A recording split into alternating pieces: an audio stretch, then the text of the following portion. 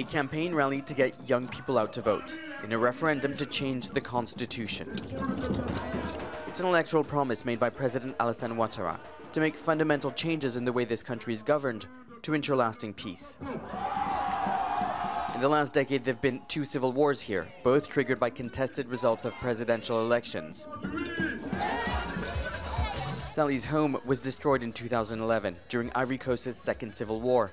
Her brother and other family members were killed. Today, she sells fried bananas on the streets to survive. Sally's disgusted with politics and she won't be voting in this referendum. Look, what's important for me is getting food on the table for my kids and making a living. Politics is not for us.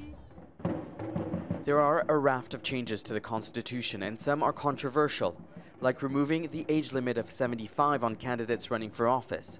President Ouattara is 74 and the change will allow him to run again. The new text also requires only one parent of a presidential candidate to be Ivorian by origin.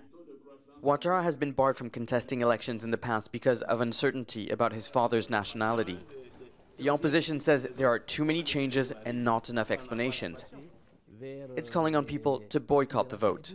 We've been ignored. Ivorians are not really informed. There's been no debate for the change of such a fundamental and sacred text. The president is giving himself more power and is imposing his will.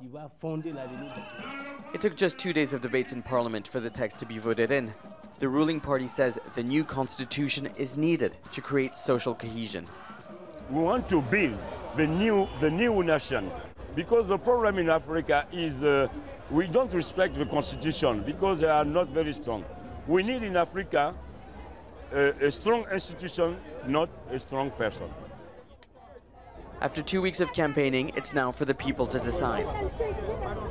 There's been a series of constitutional reforms and referendums in French-speaking West Africa and beyond. Heads of states asking people to take lasting decisions for their countries. Now, here in Ivory Coast, many are confused, not knowing exactly what they're voting for. Sally doesn't trust the political system. Referendum or not, those who can guarantee peace and the future of this country, she says, are not old politicians or new institutions, but the people. Nicholas Hawk, Al Jazeera, Yopougon, Ivory Coast.